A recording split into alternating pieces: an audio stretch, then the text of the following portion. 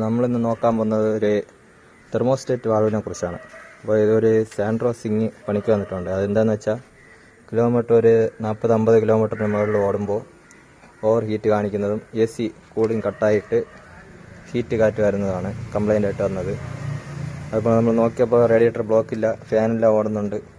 നോക്കിയപ്പോൾ തെർമോസ്റ്റേറ്റ് വാൾവ് ഇതിനകത്തില്ല. അതാരോ ഏതോ ഒരു ബുദ്ധിമാൻ കളങ്ങിയിരിക്കുകയാണ്. അപ്പോൾ ഈ തെർമോസ്റ്റേറ്റ് വാൾവ് ഇളകി കളഞ്ഞതുകൊണ്ടാണ് ആ ഹീറ്റ് ആയിക്കൊണ്ടിരുന്നത്. ഓവർ ഹീറ്റ് കാണിക്കുക, AC കട്ട് ഓഫ് ആകുന്നതും. തെർമോസ്റ്റേറ്റ് വാൾവ് ഉണ്ടെങ്കിൽ മാത്രമേ റേഡിയേറ്ററിൽ ഹീറ്റ് വെള്ളം വന്നിട്ട് അതിൽ നിന്ന് തണുക്കാനുള്ള ടൈം കിട്ടത്തുള്ളൂ ഫാൻ ഓടിയിട്ട്. തെർമോസ്റ്റേറ്റ് വാൾവില്ലെങ്കിൽ അങ്ങനെ റൊട്ടേഷൻ ആയിക്കൊണ്ടേയിരിക്കും. അപ്പോൾ ഹീറ്റായ വെള്ളം തണുക്കുന്നതിനുള്ള സമയം കിട്ടത്തില്ല. അപ്പോൾ മെയിനായിട്ട് ഓവർ ഹീറ്റായിട്ട് വെള്ളം തിളച്ച് കളയുകയോ റേഡിയേറ്റർ ബ്ലോക്കായോ ചെയ്യുമ്പോൾ ആദ്യം എല്ലാവരും തെർമോസ്റ്റേറ്റ് വാൾവിനെ ഇളക്കി കളയാണ് ചെയ്യുന്നത്. അത് ഒരിക്കലും അങ്ങനെ ഇളക്കി മാറ്റിയാലും അത് പുതിയത് വാങ്ങിച്ചിടണം. അപ്പോൾ ഇതാണ് തെർമോസ്റ്റേറ്റ് വാൾവ്. 844 രൂപയാണ്, ഒറിജിനലാണ്. ഇതിൻ്റെ സാൻഡ്രോ സിംഗിൻ്റെ ഇത് ഇങ്ങനെ വരുന്നത്. ഇതാണ് തെർമോസ്റ്റേറ്റ് വാൾവ്. ഒരിക്കലും തെർമോസ്റ്റേറ്റ് വാൾവ് ഇളക്കി കളയരുത്.